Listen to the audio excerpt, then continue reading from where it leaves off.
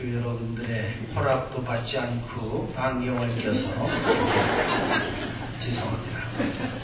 제가 뭐 힘이 있으니까 허락을 받고 안경 껴야 되는데 요즘 눈이 너무 침침해가지고 책을 보면은 좀 겹쳐서 보여서 그렇습니다.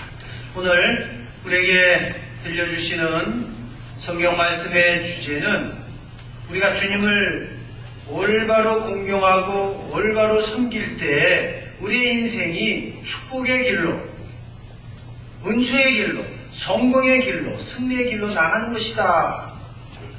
요즘은요, 부모님을 섬기는 효도의 개념도 많이 달라졌습니다. 심청이, 공양미 300석에 풍도덕, 제물이 된 심청이만큼 불효가 없다는 겁니다. 왜? 자기 눈을 뜨기 위해서 딸이 그렇게 제물이 되었다라고 한다면은 그 아버지는 평생 죄책감 속에 시달려야 되는데 그러한 불효가 어디 있느냐? 그렇게 해석을 하는 겁니다. 오늘 예수님께서도 우리에게 말씀하세요. 이 백성이 입술로는 나를 공경하지만은 그 마음은 나에게서 멀리 떠나 있다. 나를 헛되이 섬기고 하나님의 계명을 버리고 산다. 이렇게 지적을 하고 계십니다. 사람의 생각에서 나쁜 것들이 나옵니다. 음행, 도둑질, 살인, 간음, 탐욕, 악의, 시기, 방탕, 중상, 어리석음 같은 악한 것들이 마음에서 나오는데 주님께서는 보다 우리들의 마음의 정화 그리고 내면의 깨끗함이 중요하다. 그렇게 말씀을 하시는 겁니다. 우리 모두 예수님 말씀 앞에 부끄러움을 느낍니다. 왜? 우리가 주님 앞에 주님 대전에 불충하게 살아왔기 때문에 그렇습니다. 다 아시는 이야기입니다. 어떤 쉬고 있는 신자가 냉담자가 죽어서 여먹이를 갔더니 거기에 뜻밖에도 그 자기 본당에서 그렇게 아주 열심한 신자라고 소문난 사람이 이렇게 여먹의 방 하나를 딱 지키고 있더라 이거예요. 그래서 너무도 반갑고 기뻐서 그 사람을 붙잡고 이게 어찌된 일입니까? 나야 세상에서 못된 일을 많이 해서 여기 이렇게 왔지만은 당신같이 열심히 성당에 봉사하고 희생한 분이 어떻게 여기 와서 고생하느냐. 그러니까 그때 그 신자가 그러더라는 거예요. 조용히 하라고 옆방에 본당 신부님 와 계시라고.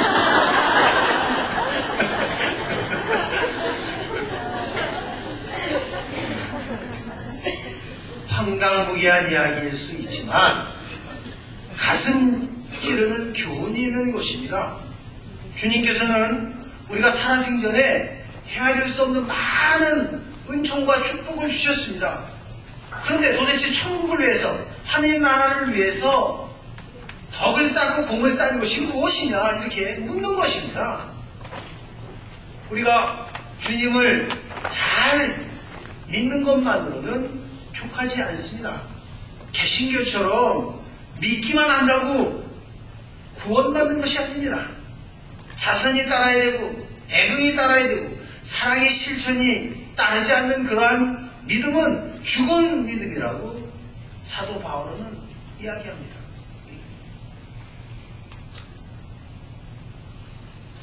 며칠 전 신문 기사에요. 76원으로 300억 원의 재산을 일군 김명호 씨. 이분은 68살이시고요. 서전농원 대표이세요.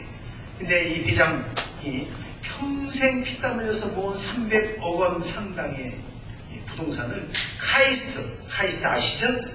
카이스트의 그 발전 기금으로 기부를 하면서 무슨 말씀을 남겼느냐. 이분은 17살에 76원, 100원도 아닙니다. 76원을 들고 상경해가지고 서울에서 안 해본 일이 없었다고 그럽니다. 정말 지독하게 일하고 절약을 해서 돈을 모았습니다. 무더운 여름날 단돈 1원을 아끼려고 남들이 다 먹는 삭가린 음료수조차 사 먹지 못했다고 그래요. 우리 할머니 할아버지들 다 아시죠? 삭가린 음료수.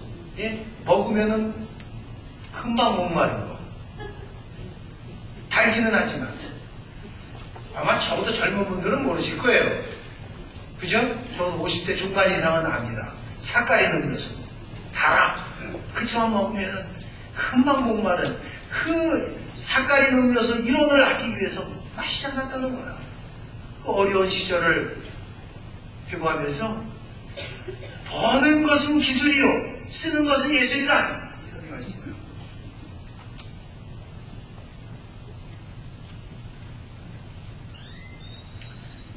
이는 자신을 위해서는 단돈 1원을 허투루 쓰지 않지만 후한들을 위해서는 거금을 쾌척하는 이 김 회장의 재물에 대한 철학이 잘 집약된 내용이라고 볼 수가 있습니다. 여러분, 우리는 이런 점들을 분명히 알아야 됩니다. 우리가 정상을 올라갔다고 해서 모두가 다 이루어지고 잘된 것이 아닙니다. 내려오는 길을 더 조심해야 하기 때문입니다. 영적으로 여러분이 잠에서 깨어나고 매일매일 기도로 무릎을 꿇고 주님 앞에 엎드릴 때 여러분의 인생은 승리하는 생애가 되는 것입니다. 우리 인간은 모두를 해결할 수 있는 그런 능력이 없습니다. 내일을 알 수 있는 그런 식견력, 지혜가 없습니다. 산을 건너면 또 강이 나타나고 또 강을 건너면 또 산이 나타나는 것이 인생사이고 또 산을 넘다 보면 맹수가 달려오는 것이 그런 세상입니다.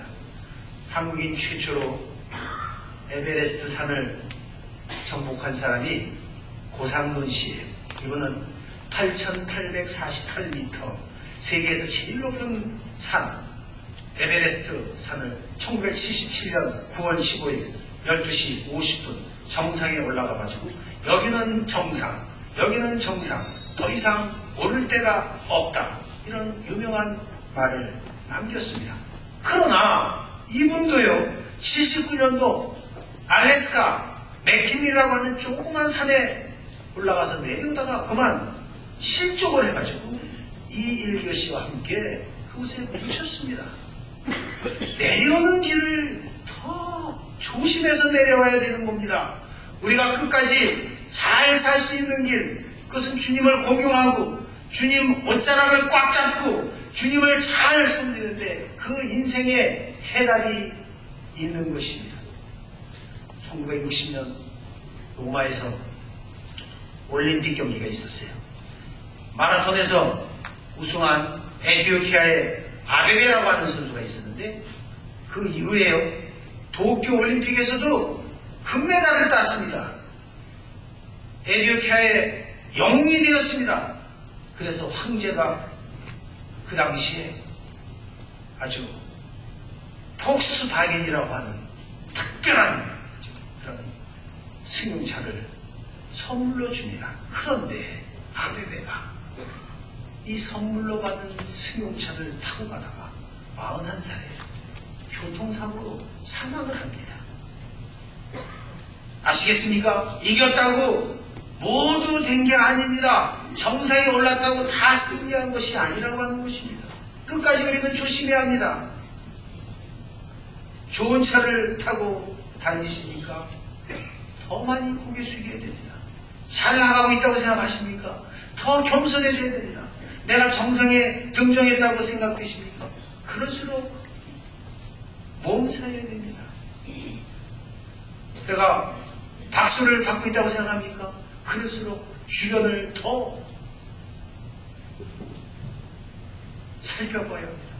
오늘 성경 말씀은 온갖 좋은 선물과 완전한 은사는 위로부터 내려온다고 했습니다. 빛의 아버지 하늘로부터 내려온다고 했습니다. 그 말씀에는 여러분의 영혼을 구원할 힘이 있다고 했습니다. 세상은 쥐레밭입니다. 자갈밭입니다. 언제 어떻게 어디에서 터질지 모르는 것이 인생사입니다. 마음 먹으면 안 되는 겁니다.